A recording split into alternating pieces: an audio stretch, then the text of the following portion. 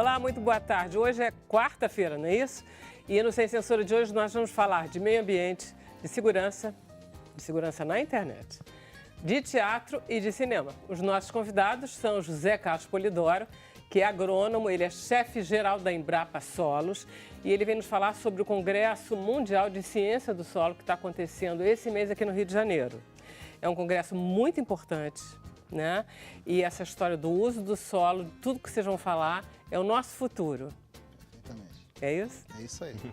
Vamos Prazer falar em tê-lo dos próximos aqui. 30 anos. Próximos 30 anos estão na sua mão. Perfeito. Nós estamos com o Zé Milagre, que é perito digital, olha só. Ele vem nos explicar como é que a gente deve proteger os dados dos nossos celulares em caso de roubo. Muito roubo de celular.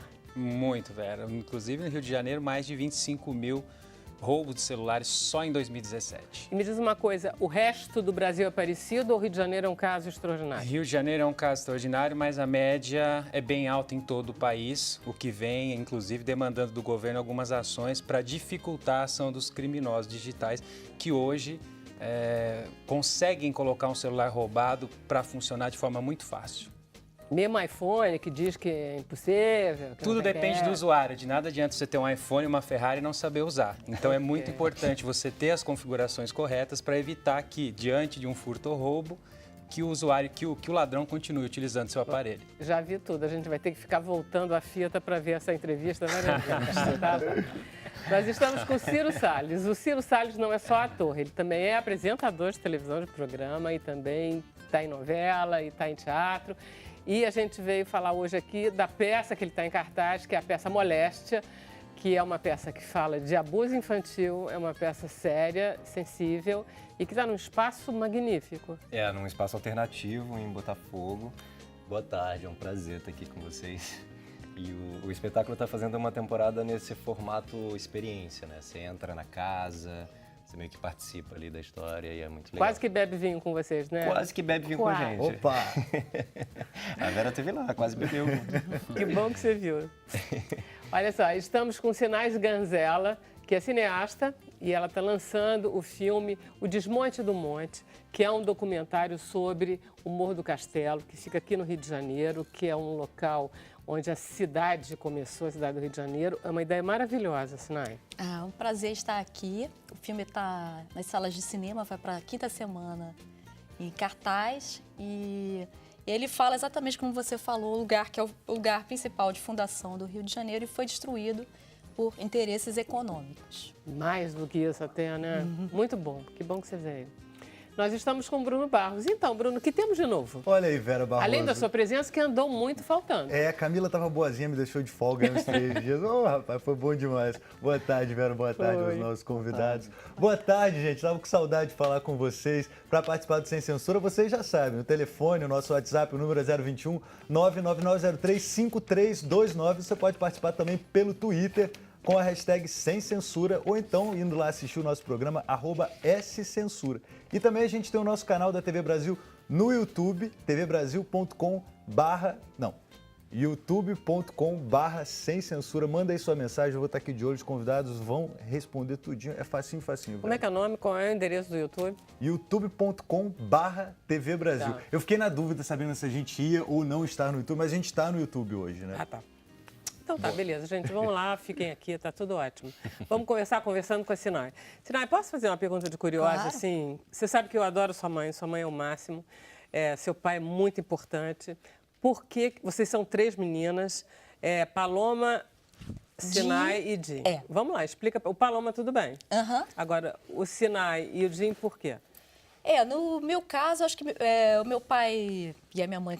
Quem escolheu? Foi meu pai. Ele achou muito bonito o nome. Não tem grandes histórias, não. Mas ele achou um nome muito bonito. Alguém sugeriu. E aí ele colocou o nome Sinai. E o nome Jim, ele queria colocar Maria. Alguém também falou, não, Maria é muito comum. Alguém sugeriu, ele botou Jim. Mas então, por isso que os nomes não são tão comuns, né? Você sofreu na escola? Bastante. Era chamada...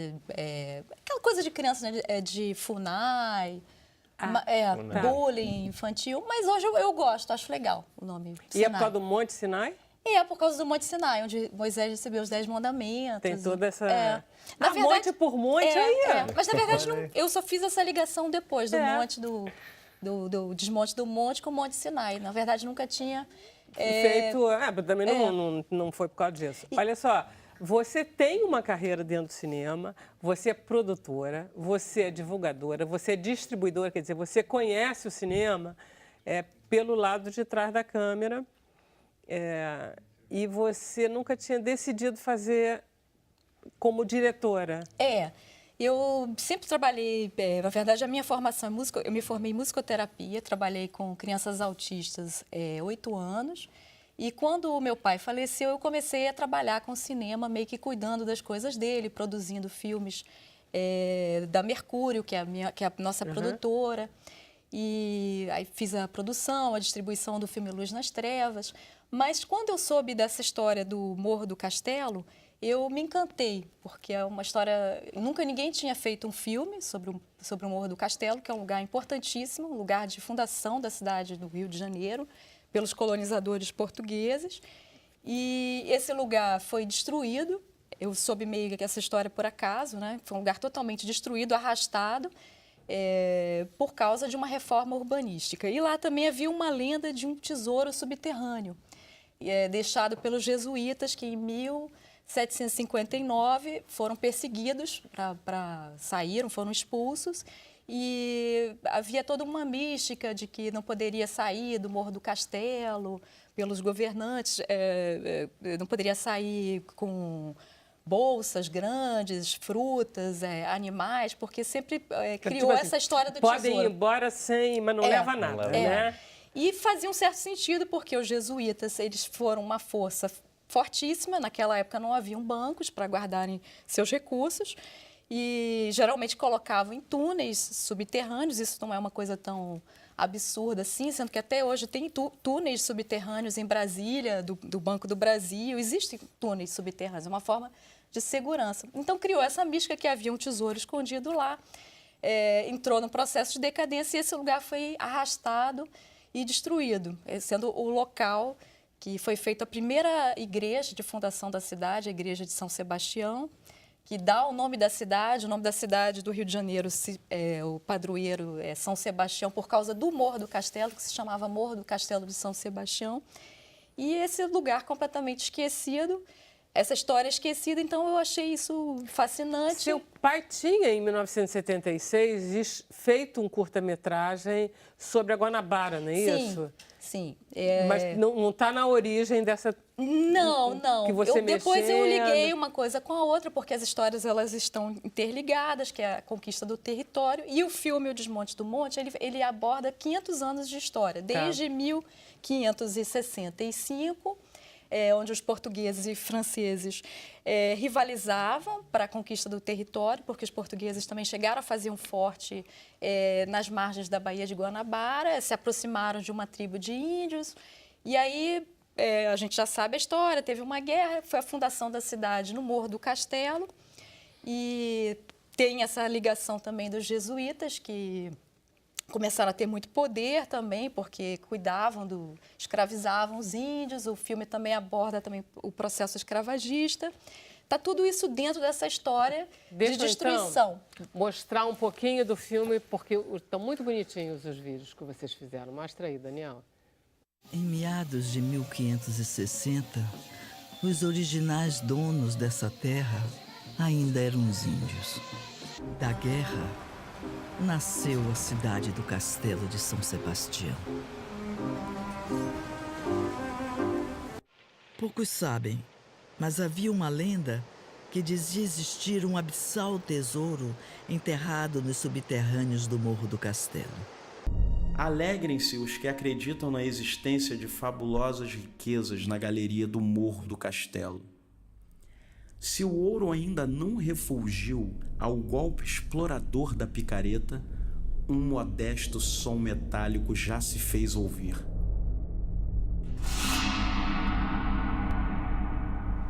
Aconteceu o seguinte: quando demoliram aquela parte da pau da bandeira lá para trás, encontraram uma caixa com joias. Encontraram? Sim, senhora. Não é lenda, não. Não é lenda, não. Encontraram sim e isto sumiu. Para alguns, principalmente para os que tinham interesses econômicos, o Morro do Castelo simbolizava o atraso do Brasil. Me diz uma coisa, quem é que fala, quem é que faz esse comentário? Encontraram sim, quem é que faz esse comentário? Esses são ex-moradores que estavam... Gente muito velha, ex-morador, ele foi destruído em 22, não é isso? Não, eles foram registrados para o Arquivo Vivo do MIS-RJ.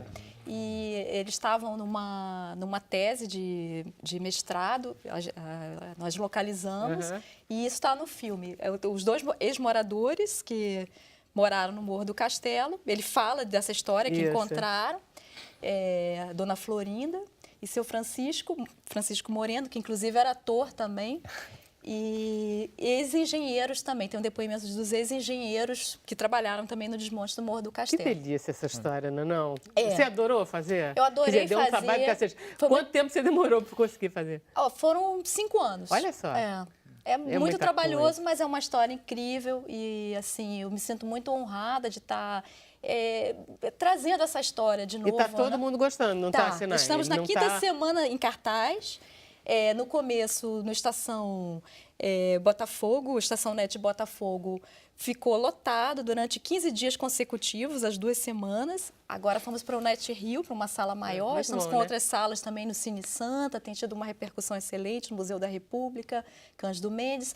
Estamos em São Paulo também, no Cine Sesc. Vocês estrearam no Rio Grande do Sul, foi isso? Em Porto Alegre. E numa sala, depois no Rio de Janeiro, em 2, 3 salas. Agora nós estamos com 6 salas, mais ou menos. Vamos amanhã também para o Niterói, Reserva Cultural, Curitiba, Palmas. São Paulo também. São Paulo também, no Cine Sesc. E as pessoas estão gostando muito. Então, o público comparecendo. De quem é essa linda voz feminina? É da Helena Inês, a minha mãe. Ela faz a Baía de Guanabara. Ela narra toda essa história. No filme também tem o Negro Léo, que faz o Lima Barreto, que lê os Subterrâneos. Eu adorei essa história que você pegou. Como é que mesmo o nome do livro do Lima? Subterrâneos do Morro do Castelo. Do Morro do Castelo. E ele conta, ele é narrado através de... Ele aparece no filme com insights falando do Morro do Castelo, do texto do próprio Lima Barreto.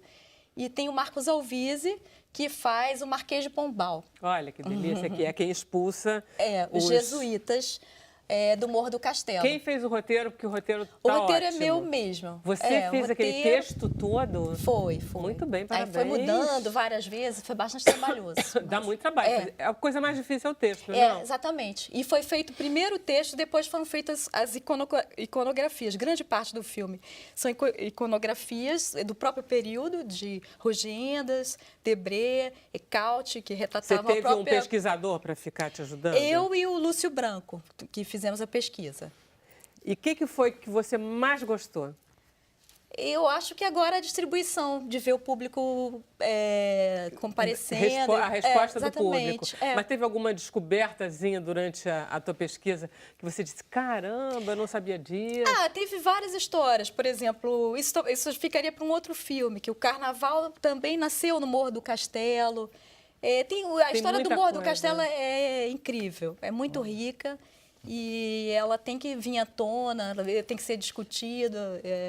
O lugar foi completamente destruído através de uma mentira. Só sobrou, né? Você sabe, né? A ladeira ali da Misericórdia, que é um pedacinho ali na Sala do Bom Sucesso. O bairro do Castelo hoje é o Castelo, onde era o morro. Sabe, ali... É o estacionamento, sabe aquele lugar mais plano, que tem o estacionamento Menezes Cortes? É um pouco mais alto do que o resto, né?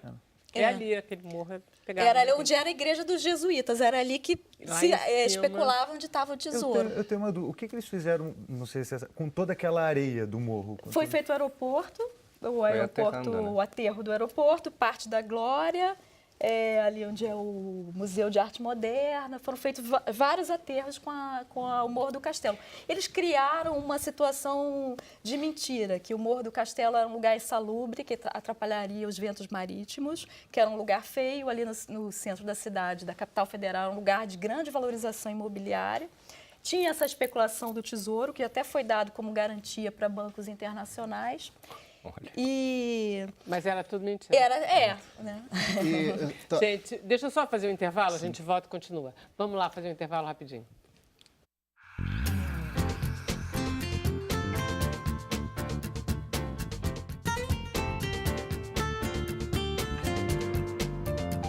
Estamos de volta. Deixa eu perguntar para o Bruno o que nós temos, comentários, perguntas. Olha aí, Vera Barroso, meu xará, só porque é meu xará, Ele já merece crédito. Já merece crédito, aqui vale. Meu nome igual tá valendo. Ele pede para você mandar um beijo para a cidade dele, Itaguaí. Itaguaí? Mas eu adoro Itaguaí, gente. Itaguaí é importantíssimo. Tem lá a história toda do Machado de Assis. Eu já fui em Itaguaí. Itaguaí tem uma importância aqui no sul do estado muito grande. Valeu, Itaguaí, adoro. Valeu, Brunão.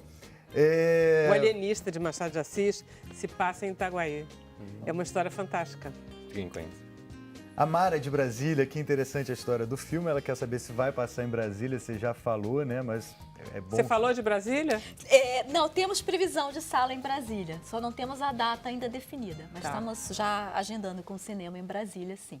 E por último, tem uma pergunta aqui da Jurema. Ela quer saber como é que a sociedade carioca da época viu o desmonte do monte. O Lima Barreto e alguns artistas, a Monteiro Lobato, foram veemente contra.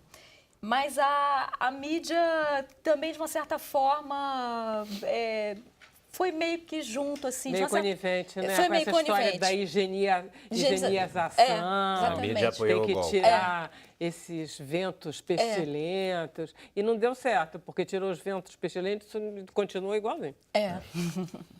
Oh, meu Deus. Ótima ideia. Vamos conversar, então, com José Carlos Polidoro, que veio nos falar do Congresso Mundial de Ciência do Solo. Isso. E você é da Embrapa.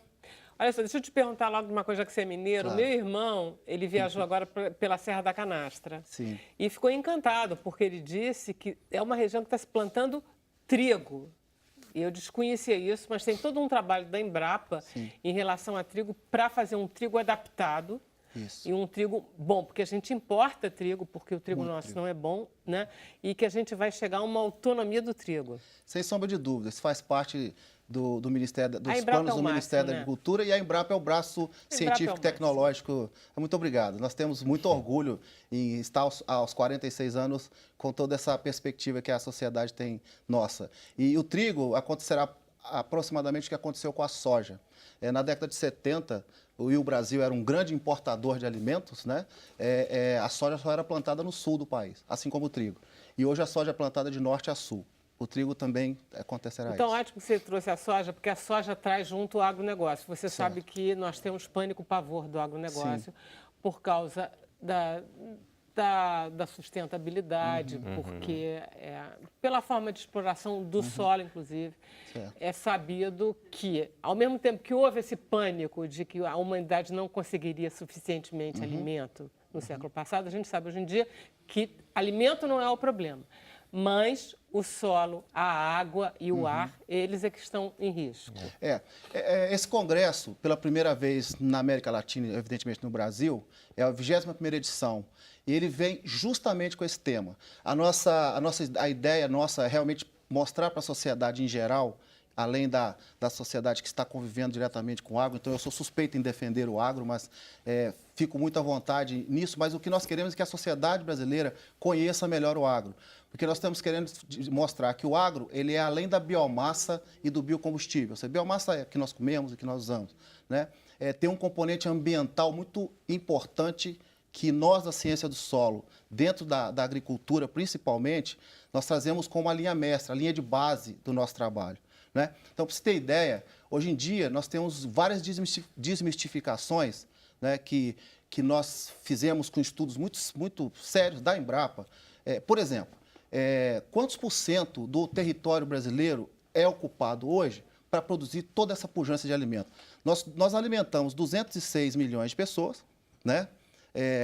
E que da década de 70 nós importávamos 80% do que nós comíamos, e nós ainda produzimos com a nossa exportação alimento que alimenta mais 1,2 bilhão de pessoas no mundo inteiro. E mais os animais todos, né? Oi? E mais os animais. Mas, então, o alimento é a cadeia toda, da proteína vegetal, animal e de todos os outros elementos da cadeia. Quantos % vocês acham que é do território nacional, dos 8,5 milhões de hectares, de quilômetros que o Deve quadrado ser bem do Brasil pouco para tem. você dizer. Se fosse muito, você não ia estar fazendo essa parte. Segundo o nosso Deve último ser estudo, 13. 7,6%. 7.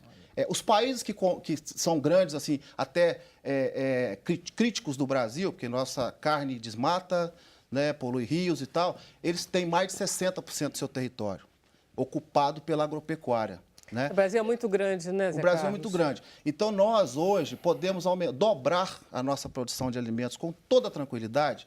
E nós vamos, tirar mais nenhuma árvorezinha nenhuma árvore, nem terminar o rio, porque nós temos 60 milhões de hectares que foram usados no passado para produzir, para pastagem indevidamente, né, que hoje nós chamamos de pastagem degradadas, que é praticamente a área que nós temos de agricultura, é para onde nós vamos avançar.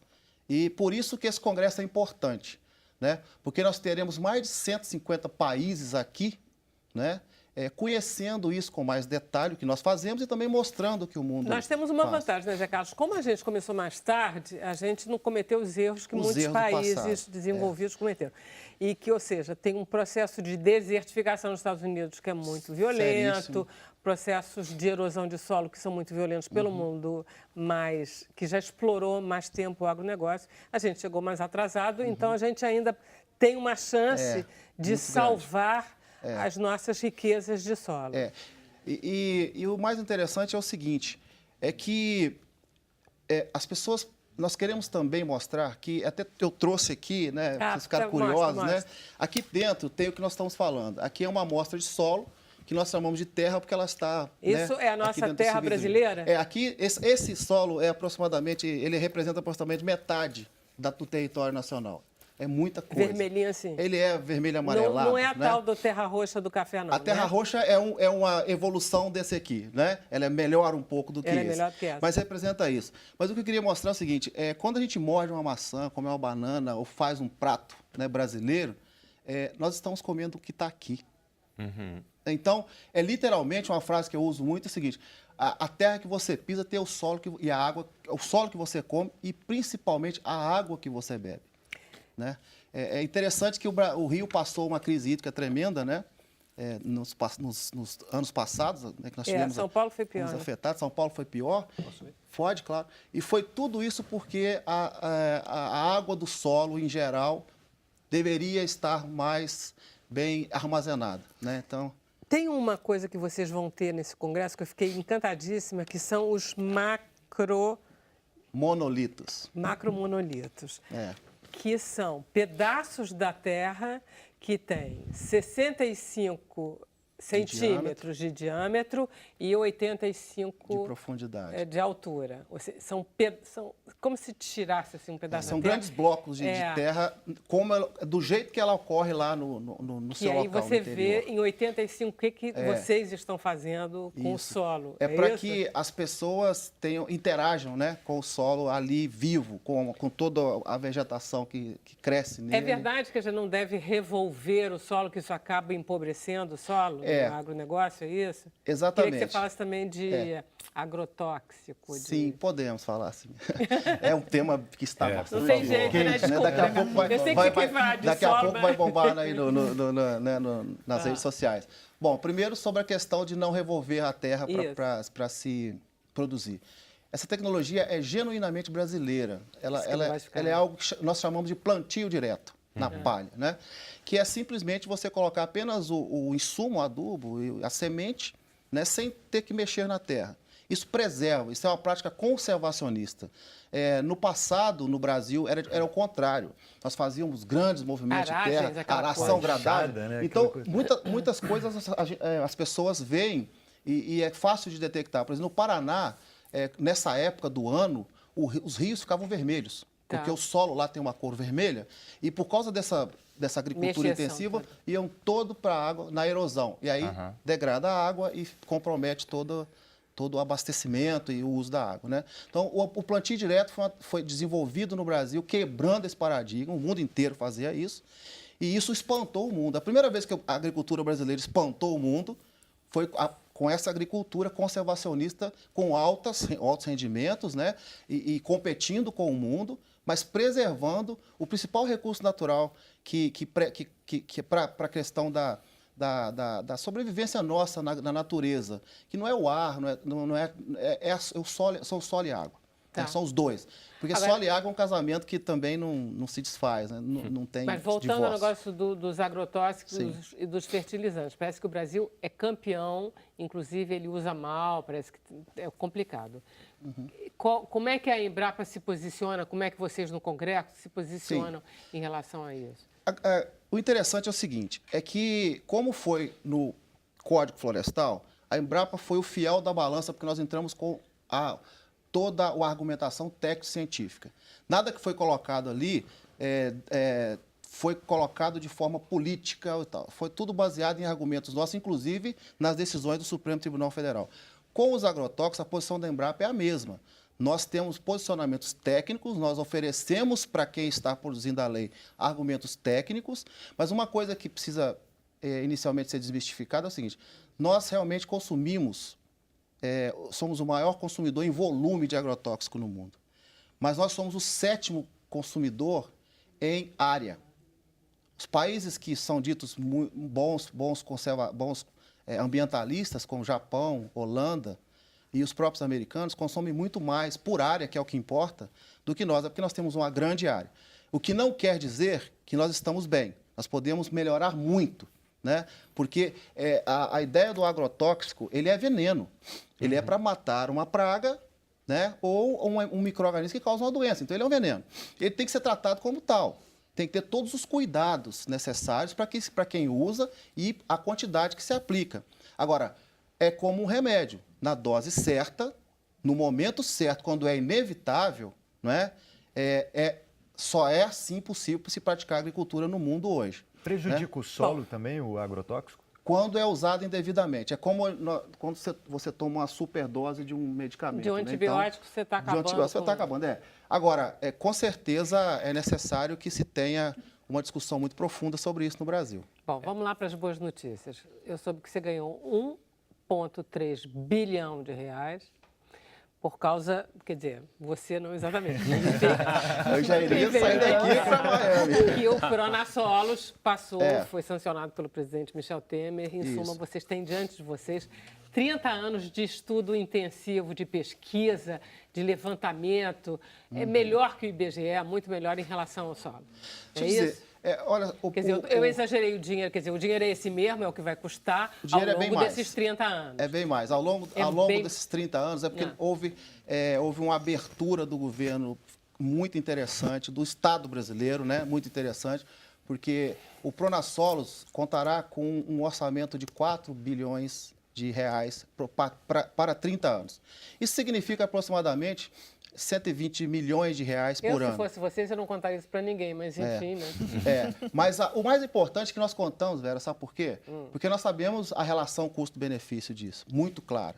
É um investimento tremendo e eu vou te dizer que o país mostrou o que deu esse exemplo do que um Estado tem que fazer. Tem que ter programas de Estado com questões estratégicas como essa.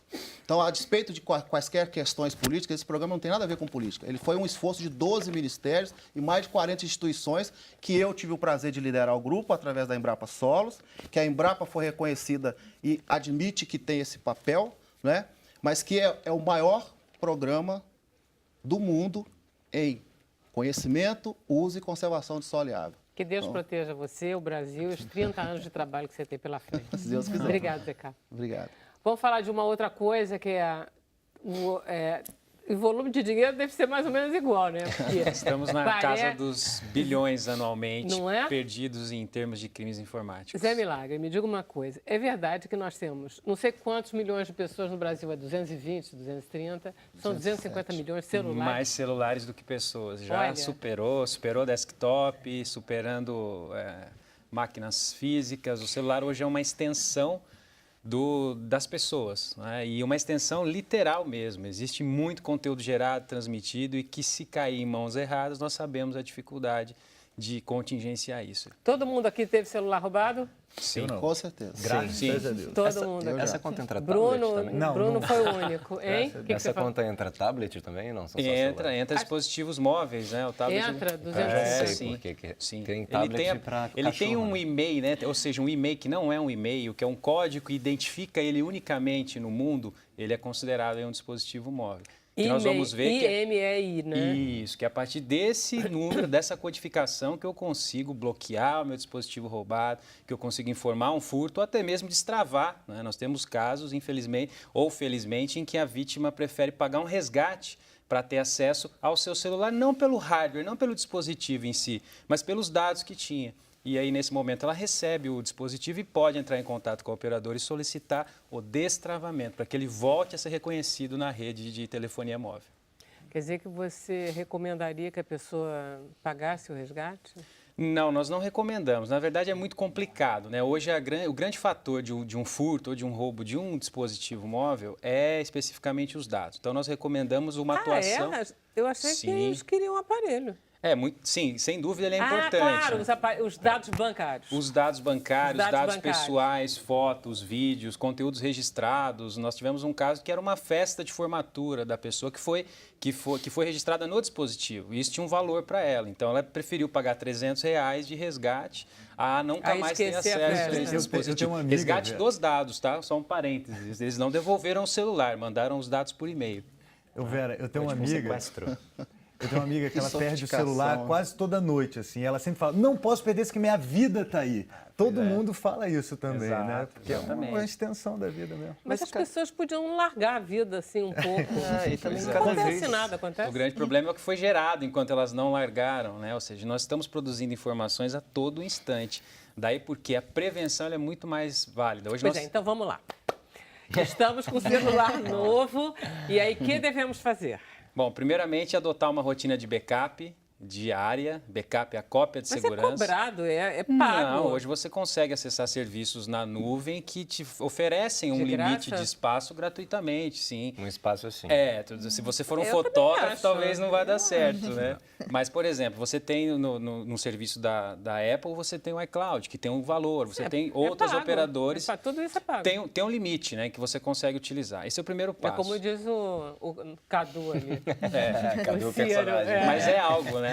E o segundo passo é proteger o dispositivo com senha ou com uma autenticação biométrica. É verdade que as pessoas não fazem isso? Nossa, muito comum as pessoas negligenciarem. Esqueci, não coloquei. Não é negligência. Se você não acha que é porque elas têm preguiça de cada vez que vão acessar terem que pôr a senha? Também. É uma espécie de preguiça? Vou ter que digitar a senha, vou ter que E autenticar. aí vou deixar sem Hoje nada, é muito né? fácil o trabalho do bandido, porque ele pega um celular, está sem senha e mais, está todos os serviços da vida dela, e-mail, Messenger, autenticado. WhatsApp, tudo autenticado. Então, a partir logado. daí, ele consegue ter acesso a outras informações e coletar mais dados, ou até mesmo login de banco, muitas vezes a pessoa deixa tudo Eu logado. sei, a Camila, nossa colega da web, ela teve celular roubado e o problema não foi o celular nem os dados, o problema foi a conta bancária. Simplesmente saíram tirando dinheiro, ela perdeu 30 mil reais num banco, não sei o quê. Nossa. Vera, e uma observação muito importante. Ela tá até e o pior, você não sabe, Zé, porque foi o seguinte, ela foi no banco, ela tinha feito seguro, o banco não pagou, porque ela tinha mandado para conserto e quando você assina um seguro, você não pode tocar no celular. Sem dúvida. Então, como ela tinha consertado... Uma quebra da pólice ali. Quebrou acabou. o seguro. Ela não teve... E outro detalhe importantíssimo, a Lei Carolina Dickmann, ela pune a invasão de dispositivo informático. Mas assim como eu não mato quem está morto, eu também não invado o que está aberto. Então, existem muitos casos de pessoas que identificam o criminoso, vão processá-lo por invasão de dispositivo informático e não há crime, porque o dispositivo estava aberto. Então, colocar senha, colocar uma proteção biométrica como uma senha não é só uma garantia de não acesso, é uma garantia que, se identificado, ele vai poder responder pela lei, responder criminalmente. Ok. Como é que eu garanto que estava? Como é que a pessoa diz, não, mas estava bloqueado sim? Então, ele normalmente, hoje, o que o bandido faz? Ele faz um hard reset no seu dispositivo. Então, ele não perde tempo tentando descobrir sua senha. Ele simplesmente faz os procedimentos de rotina e esses procedimentos limpam o celular. Realmente, ele inicia novamente sem senha. A vantagem é que os dados vão embora também. Isso. Então, você não corre o risco de ter dados na mão desse criminoso. Mas se tiver aberto, com certeza. É aí que começa extorsão, pedido de resgate e outros danos à vítima. Né? E é verdade que a questão mais segura é a impressão digital, aquela que você... Sim, hoje a autenticação que nós falamos que é a mais segura é que eu utilizo pelo menos 2 fatores. Aquilo que eu sei, a senha, e aquilo que eu sou. A biometria é algo que eu sou. Meu dedo é algo que me identifica em 4, 5 bilhões de pessoas. A probabilidade de existir outro igual. Então, sempre que eu puder acumular esses fatores, é o ideal. Como é no banco hoje. Você não acessa o seu banco hoje só com uma senha. Pelo menos uma senha ou um dispositivo, um token, um OTP. Para celular é o mesmo. Normalmente as pessoas utilizam só um método de autenticação. A biometria ela é mais segura à medida em que eu tenho lá o meu dispositivo, o meu dedo é o que vai destravar, enfim. E aquele e-mail que você estava falando, onde é que a gente está com ele? Ah, legal, muito bom. O e-mail hoje ele é ostensivamente publicado até por conta das regras de direito ao consumidor, da imposição da Anatel. Quando você compra um celular, ele vem um adesivo colado, vem na bateria, vem na caixa do dispositivo, mas ainda assim as pessoas perdem. Então, se as pessoas pegarem o celular agora e digitarem estrela, quadrado, 06, quadrado, o e-mail vai aparecer. E aí você anota registra, e deixa na casa da sua mãe. Sem dúvida. deixa em qualquer lugar seguro. Não deixe junto ao celular, né? Não deixe junto ao dispositivo, não coloque atrás da cabeça. Põe lá, notas. Caso você tenha, aqui está o e-mail. Veja que interessante, Vera. Antigamente você só conseguia bloquear o celular pelo e-mail, né? Era um procedimento muito moroso. Tinha que achar o e-mail e aí... Perfeito. Tinha que achar o e-mail e aí informar a Anatel, informar a operadora. Isso mudou. A partir de agora já vale uma nova norma da Anatel. Apenas acesse a sua conta de celular, informe que o seu dispositivo foi roubado, eles já vão linkar o seu número com o e-mail e vão providenciar o bloqueio. No meu caso, da minha operadora, por exemplo, eu entro direto, fui roubado também, entrando em casa, entro direto no site da operadora com a minha autenticação, bloquear aparelho, já vai ter lá o meu aparelho, bloqueio, a partir desse aparelho virou um MP3 player. É melhor você bloquear pela operadora do que pelo celular, porque os aparelhos têm bloqueadores. É melhor, quando você tiver um celular roubado, o primeiro passo é esse, ativar o dispositivo. Caso você conseguir um sistema de rastreamento, você ativa ele para ver onde o dispositivo está. Todo dispositivo tem isso. Se você usa Android, tem. No próprio Google, se você usa iOS, também tem o Buscar Meu iPhone. Então, tem esse dispositivo. Se você não ativou ele, o primeiro passo é imediatamente acessar o operador e bloquear o seu aparelho. Porque aí você impede que o criminoso, resetando o celular, consiga usar. Ele vai resetar o celular, mas quando ele tentar autenticar, aquele celular não consegue dar sinal, ele não consegue utilizar, vira um tocador de música. E aí ele vai jogar fora. Não consegue comercializar, diminui o valor, não tem Ele não consegue vender mesmo, com certeza? Normalmente, infelizmente, eles acabam vendendo a valor irrisório, para peça, né, para troca de dispositivo, para desmanche. Mas ele não consegue ativar esse dispositivo na rede. Esses que a gente compra em camelô Existem algumas técnicas de clonagem de e-mail, né, que já é possível. O nomezinho mal dado, né? Porque e-mail fica e-mail direto. É que e-mail, né? Mas a clonagem de e-mail seria isso, ele leva até alguém que tem conhecimento profundo, esse camarada, ele consegue substituir o e-mail, como se fosse raspar o chassi de um carro, ele substitui por outro. No Rio de Janeiro já está em vigor uma autenticação das operadoras que identifica 2 e-mails idênticos em celulares diferentes. Então, quem fizer isso vai bloquear os 2. E aí, logicamente, que o bandido não vai ligar atrás, né? Então, o cidadão vai ter que entrar em contato e aí vai ter que passar por um procedimento para mostrar que aquele celular é dele. Bom, em relação ao Brasil, o Brasil, você falou, não é tão violento quanto o Rio. O Rio são 23, quase 24 mil casos no ano passado. No ano passado, esse ano, até maio, já estávamos em 10 mil casos no Rio de Janeiro. O Brasil inteiro é metade disso ou o quê? Então, eu não tenho os dados do Brasil todo. Eu sei que o Brasil é um dos principais países do mundo em número de furto e roubo de celulares, né? O Brasil? O Brasil. O que vem demandando uma série de ações, não só em face das operadoras, mas de iniciativas. Hoje nós temos algumas startups, iniciativas, que você consegue cadastrar o seu dispositivo na internet. A partir daí, quando ele for furtado, você vai lá e informa, e isso entra numa blacklist para desestimular a venda do celular roubado, né? Então, existem várias iniciativas que estão surgindo e a Anatel apertando isso, né? Exigindo. Recentemente, nós tivemos, inclusive, aí o bloqueio dos celulares piratas, né? Que foi muito anunciado. Você não consegue mais hoje utilizar um celular pirata. O que é um celular pirata? É um celular que tem um e-mail que não é reconhecido. E com certeza são medidas que vão desestimular não só o uso de celulares para não ser identificado, que era muito comum, mas também o furto, o roubo, porque ele não consegue mais habilitar o celular na rede. Maravilha. São algumas medidas que reduzem, mas ainda é preciso cuidado do usuário em instalar programas de Sobretudo rastreamento. aqui no Brasil, né? Porque acho que quando a gente sai fora do Brasil, fica todo mundo falando celular na rua, né? Achando que, ótimo. Exatamente. Mas a gente vai fazer um intervalo. Se vocês quiserem perguntas para os nossos dois convidados agora, é o momento. Até já.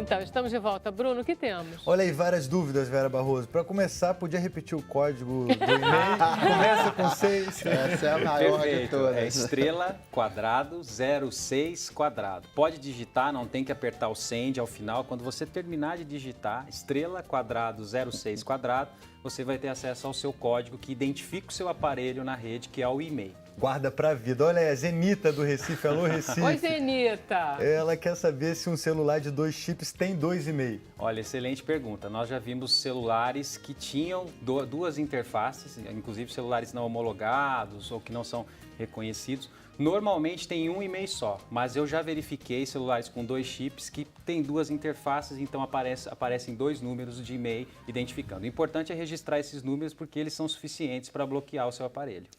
E aí, para finalizar, uma pergunta aqui muito complexa, eu acho e tal, mas o solo brasileiro tem algum diferencial por conta do clima? O nosso solo é melhor, é pior? Não, essa pergunta é muito importante. O nosso solo foi formado sob clima tropical. E clima tropical tem um fator ambiental que forma o solo, são 4 fatores, mas sobretudo a água, né, e a atividade biológica. Então a resposta ao nosso solo brasileiro, infelizmente, ele é pior quimicamente, mas felizmente ele é melhor fisicamente. Então, se nós for compararmos com os solos dos americanos, por exemplo, ou dos argentinos, nossos solos precisam muito mais de correções, são pobres em nutrientes, mas ao mesmo posso tempo dizer são assim. mais vivos, né? Mas essa questão é exatamente isso. Eles são pobres em nutrientes, né? Eles precisam de Claro. insumos, né? Mas em termos físicos eles são maravilhosos, são profundos. Tem muita vida. A água fica lá armazenada, Cheio de guardadinha, minhoca. cheio de Beleza. vida. Nem melhor porque nem nós pior, estamos apenas lá. diferente. Ele é diferente, exatamente. Maravilha. Olha só, eu sempre andei pela Rua Conde de Irajá, Ciro, porque eu trabalhava ali na Multirio, que fica na esquina. E eu via, entendeu? Eu vi toda a obra. O Marco Nanini tem um trabalho interessantíssimo, ele construiu uma casa para receber os artistas de fora, não sei o quê. Eu vi toda a obra da construção da casa do Nanini e tinha uma casa em frente que eu dizia, eu nunca vi uma coisa tão bonita na minha vida. É linda. Eu passava por ali, passei 20 anos por ali, e eu dizia, essa casa é uma joia, é uma casa pequena, num terreno pequeno, mas é uma perfeição de casa, não é? É linda. E essa casa virou, eu acho que por iniciativa do Nanini, não é? Sim, do Nanini e do Nando Libonati. Isso, dos dois, virou esse teatro que você está se apresentando. Chama-se... Que é o Reduto.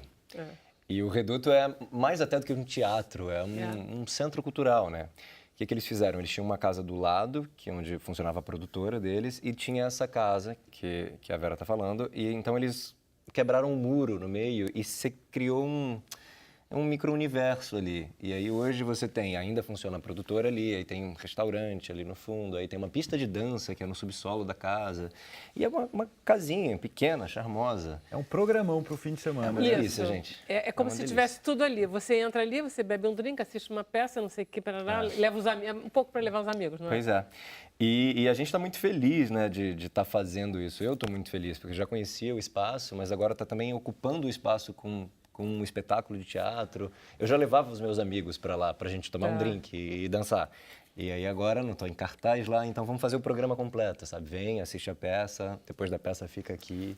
Você nasceu na Bahia. Esse teu sotaque tá tão sulista, tá esquisito. né? Muito O que chato é isso? É a isso, novela? né? Nossa, é muito chato isso. Não, tem Não, nada a peça ver. você não tem sotaque nenhum. Não, tem nada a ver com a novela, inclusive porque a novela se passa em Salvador. Pois é. minha cidade. Aí ficou esquisitíssimo. É porque eu morei muito tempo fora da cidade. Meus pais são acadêmicos, então quando eu era pequeno a gente se mudou para Campinas, que era o doutorado do meu É pai. Campinas. É Campinas de São E Paulo. aí depois para França, então eu morei 3 anos fora do país. E quando eu voltei pro Brasil, eu já não tinha muito sotaque de baiano. Identificável. É, Que aí coisa logo toda. depois comecei a trabalhar como ator, que eu comecei muito cedo, pequeno. E aí acaba que a gente vai também trabalhando a fala, né? Então eu não tenho um sotaque muito marcado, mas também sou meio esponjinha, assim, de sotaque. Vai aquele negócio. Se tiver no meio de mineiro, acaba entrando. Né? Sempre. Solta um ai do nada. Gravando o Catfish, o programa da MTV, que a gente viaja muito. Às vezes você passa uma semana numa cidade, eu já fico assim, já tô gaúcho. Não, o Catfish é o maior sucesso, né? É muito legal o programa, né? Foi isso que jogou os holofotes em cima de você, não foi, não? Acho que sim, para um certo público, sim, né? Para uma garotada que assiste MTV, com certeza. A gente tem um vídeo. Do assim, Catfish? Do Catfish. Que legal. É. Mas tem também da peça. Deixa eu ver o que vai passar primeiro. Vamos lá. Vamos passar o Catfish. É um amor, né? É uma espécie o de negócio cupido é um amor. virtual, né? É um cupido misturado com um detetive. É, tem né? detetive, aí que fica engraçado, né? É um CSI do amor. Você vai amar. O que eu não canso de me surpreender com esse programa primeiro porque é muito gratificante poder fazer isso, né? Porque a gente está ajudando ali pessoas que estão, na maioria das vezes, vivendo sua primeira grande história amorosa. São às vezes, pessoas muito jovens que estão apaixonados, mas ainda não conhecem a pessoa do outro lado. Então, você também não pode tratar aquilo com um distanciamento, de dizer, peraí, mas como é que você não vê? Não, a gente tem que estar ali realmente entender qual que é esse entorno. Então, isso é uma coisa que me encanta, poder estar ajudando a vida dessas pessoas e, consequentemente, influenciando todo mundo que está ao redor e todo mundo que assiste. Mas o que não cansa de me surpreender é chegar aqui na TV Brasil e a menina da recepção começar a falar comigo sobre o programa. Ou ir numa farmácia, comprar alguma coisa e a pessoa É impressionante como as pessoas falam sobre esse assunto, se identificam, mesmo quem até nem conhece o programa, já sabe que ele existe, já reconhece, assim, porque todo mundo conhece alguém que está se relacionando pela internet, gente. Gente, o amor não tem jeito. É. Não tem jeito. O amor é que todo mundo procura, né? É verdade. Tá aí tanto aplicativo, tanto celular, tanto dado em celular. Tá todo mundo nos aplicativos. Com certeza. Olha só, vamos falar um pouquinho da peça também. Vamos, por favor. Porque a peça, ela tem um lado experimental que ela já tinha sido montada, não é isso? Ela foi... Conta a historinha, porque esse espetáculo... não pode dar spoiler. Não vou dar spoiler, mas levantar um pouco do histórico. Esse espetáculo ele começou dentro da estrutura da UFRJ, então, de alguma forma, essa produção ela começa acadêmica mesmo. O texto do Ayrton Gustavo Grato, que é um dramaturgo, um escritor, um poeta, um cara jovem, que tem produzido muito aqui no Rio de Janeiro. Essa é a primeira peça. Tá bombando, né? O Ayrton tem trabalhado muito, ele também publica seus textos nas redes sociais e é bastante curtido, e ele tem um jeito ácido e inteligente também de falar sobre as coisas, sem muita pretensão, sabe? Sem aquela coisa muito literária. Então, eu acho que o Ayrton o texto do Ayrton já é um grande trunfo desse projeto. Daí o Marcel pega esse texto e monta dentro da universidade, a convite da universidade, o espetáculo é apresentado dentro da UFRJ, né, em 2 sessões, e agora que a gente começa uma temporada mesmo em cartaz para a cidade. Mas é parecida a montagem? É a mesma montagem, tá. só que adaptada para casa. Então a gente está... Não, e a casa é adaptada para o teatro, porque é uma sala, entendeu? Uma sala pequena. É um encontro muito feliz, assim, né? E vocês fizeram umas arquibancadas assim que a gente fica sentadinho. Eu estava no nível dos atores. Tem umas fotos. Mostra aí, Daniel, as fotos que a gente vai comentando e vendo. Que aí dá para ver o espaço. Dá para ver? Esse é o primeiro espaço, né? Que é o espaço da universidade. E que também é uma casa grande, enfim, um salão grande e também experimental. E tem um filme ao vivo também, vai fazendo aí conta a história. Aí o que acontece? O Marcel, que é o diretor do espetáculo, Marcel Pierrotti, ele veio com essa proposta de encenação, onde os atores também manipulam uma câmera. Tá vendo que a atriz está ali no canto com uma câmerazinha? E essa imagem, sempre tem um ator fora de cena que está manipulando uma câmera e essa imagem é projetada em cima da cena. Então, você pode ver aí nessa foto, por exemplo, que a câmera, ela revela um outro ângulo para o espectador. É como se você pudesse, numa conversa, tem os 2 atores aqui, mas como o ator aqui está filmando o rosto da atriz, você está na tela com o close dela. Isso. Aí te dá um movimento na peça que é genial, porque são os atores e aí tem eles ficam filmando o tempo inteiro. Tem os lugares da casa. Fica bonito, Esse né? encontro no Reduto foi muito feliz por isso, né? Porque como a gente usa a casa, a arquitetura da casa, então 2 atores entram num corredor adentro. E Eles você, descem, espectador, sobem. está aqui, mas você vê o que está sendo Você vê. filmado. Então você escuta aquele diálogo, mas você também está vendo Fica aqui a muito cena. legal. Eles entrando num quarto e você vê que você está aqui, mas você vê eles entrando. Então você tem um domínio do espaço, fica bem bonito. E a história é brabeira. Eu até fiquei feliz porque a Sinai trabalhou com criança autista, né? Ela fez Isso, olha só que coincidência. Coincidência. E o espetáculo trata justamente de um garoto autista que foi molestado. E eu faço o professor desse garoto. Bonito esse seu relógio, né? É lindo, né? Ninguém mais usa relógio. Eu uso muito relógio. Mas aí, conta. E aí eu faço o professor que é acusado de ter molestado o garoto. Mas não molestou. Não vou falar. Não molestou. Essa cara evidente que ele não sente. Só olhar. A gente sabe disso, toda a plateia sabe. Mas é um Plateia assunto super inteira. importante, Pois né? é, e sabe o que é interessante? Porque não tem um ator mirim que vai fazer a criança, né? A ideia do espetáculo é falar sobre esse abuso, ou seja, são todos os pontos de vista. Então, você tem o pai, a mãe, a madre superiora, que é a diretora do colégio católico, onde aquela criança estuda, onde esse professor trabalha e onde provavelmente aconteceu o abuso. Mas o que é interessante é que não aparece a criança. E aí tem umas pessoas que saem e falam, gente, mas aquela câmera é o olhar do garoto, né? Olha que E eu achei isso sacada incrível, boa. porque muitas vezes a gente Boa está manipulando a câmera e eu até desço assim um pouco o plano. Não porque isso faz parte do conceito, mas era uma coisa mais plástica. Olha só, eu tenho que encerrar o programa. Ah, Você tem imagina. que dizer o horário, tudo, rapidamente. Então, quem está assistindo, por favor, venha nos assistir no Reduto, na Conde de Irajá, número 98, em Botafogo, sábados e domingos, agora de agosto, a temporada pequenininha, às 8 horas. Nos sábados a gente está fazendo uma segunda sessão, porque a demanda tem sido grande, graças a Deus, às 9h30. Então é um programão completo. É um E no programão. Reduto, assistir o espetáculo, ficar lá para dançar, tomar um drink depois. Muito bom, parabéns. Muito Gostei obrigado. muito. Gente, olha, muito obrigada. Adoramos. Até amanhã, 5h30, Bruno? 5h30 estamos aqui. É nóis. Então tá.